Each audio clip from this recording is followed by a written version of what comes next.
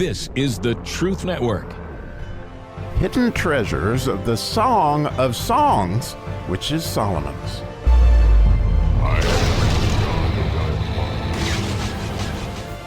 So God had me on a bit of a different path this morning as I was actually looking at a number of things. As I talked about yesterday, I came across this unbelievable observation, I guess, would be the best way to put it, that apparently in Solomon's wisdom, he saw something that I've never heard talked about or anybody delve into, as these two words in the book of Genesis that are both naked as far as as they are translated in English, but they're quite different, significantly different actually, in Genesis chapter 2, when it says that they both were naked and they were not ashamed. That's a different kind of naked, apparently.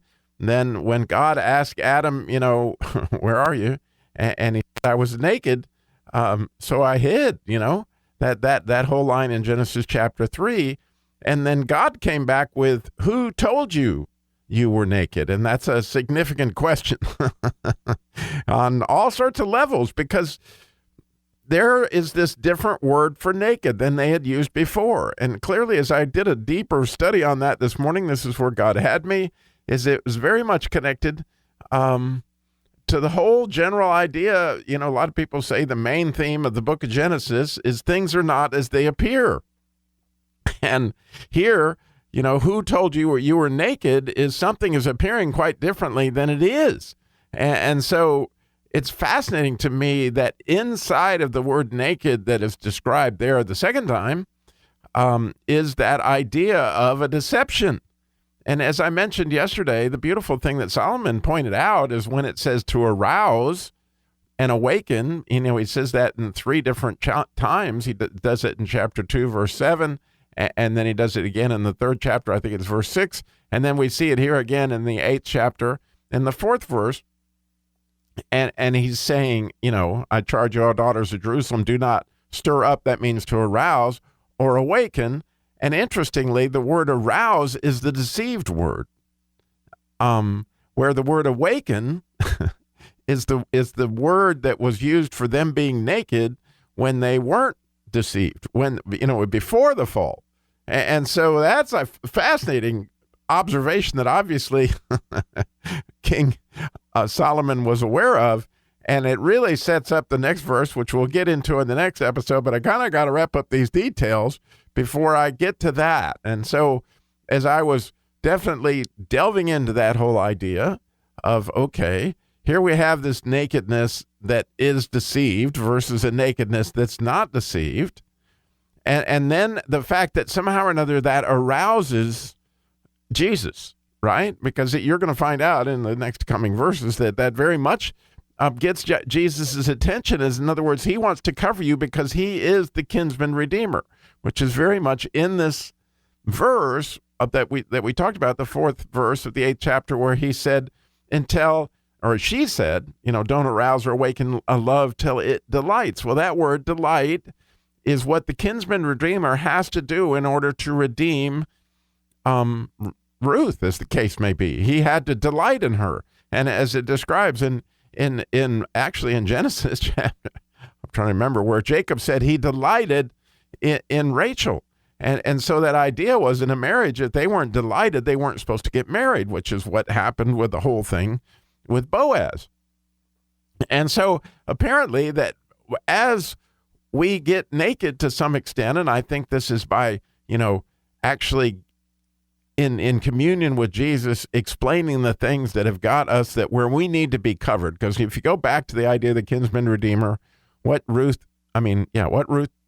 did was she went to the threshing floor, right? And she laid down at Boaz's feet and asked when he awoke, right? At midnight, interestingly, and that's another whole study all in itself, is the fact that happened at midnight. But I won't go into that right now. But when he awoke at midnight, she said, cover me up.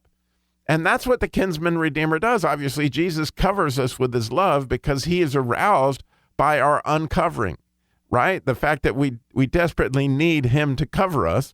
And interestingly, that has to do with the deception that we are believing ever since the fall, so to speak. And it gets back to the question to me that God asked Adam, in that moment of truth, so to speak, where he said, who told you you were essentially not as you appear? Deceived, who you were naked, right? That you needed to be covered, because this is what's happened now.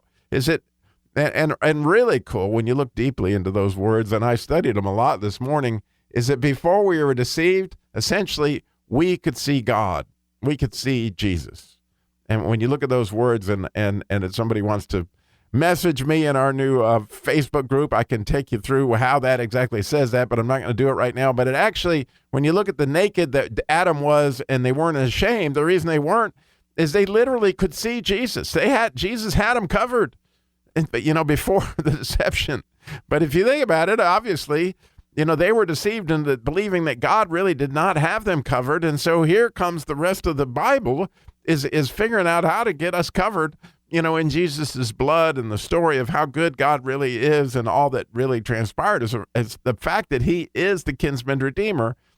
And interestingly, I had missed this too, and this was the other detail I wanted to cover today, is that there's another graduation that I had missed. That when you talk about in the fourth chapter of the Song of Solomon, in the first verse, he talks about her eyes, being as doves, and then it says your hair appears like a flock of goats on Mount Gilead.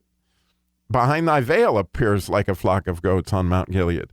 Well, when you look at that same thing in the sixth chapter, but now she's graduated, she no longer has the freshly shorn teeth, and we talked about before that her hair was no longer behind the locks. In other words, it was wild and free. But the other thing is that it no longer appears on Mount Gilead, but it just appears on Gilead.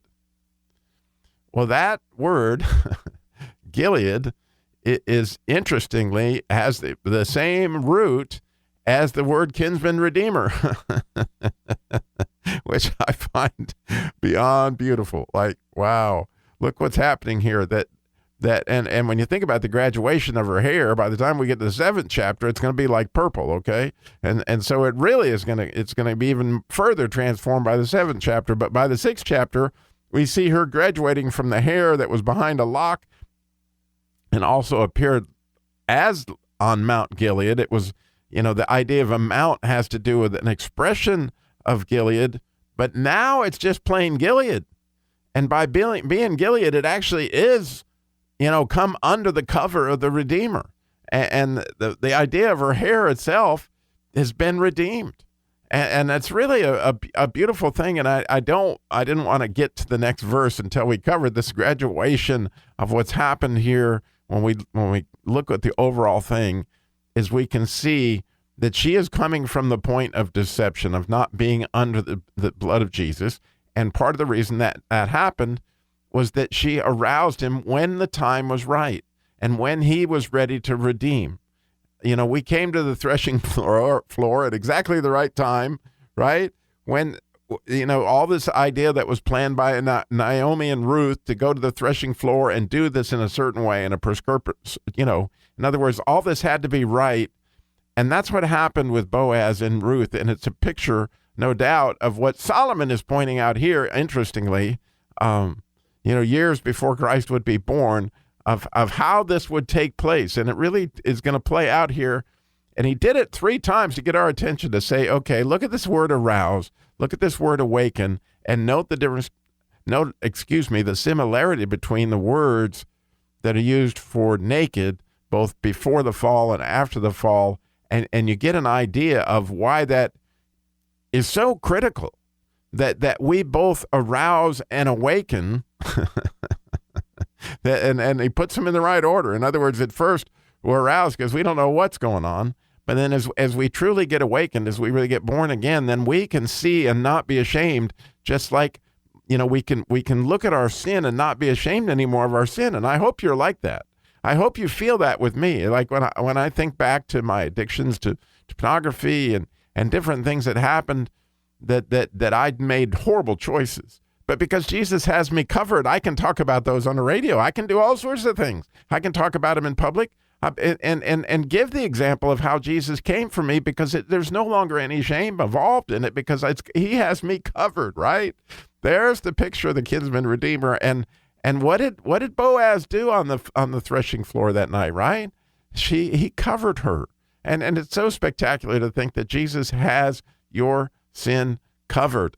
And I didn't want to miss that until I kind of, I'm setting up that next tomorrow, we've got a Christmas verse coming. I'm telling you, unto us a child's going to be born, and unto us a son will be given, coming tomorrow. In the meantime, we've had 5 people actually go sign up in my group. I'm excited about that on Facebook.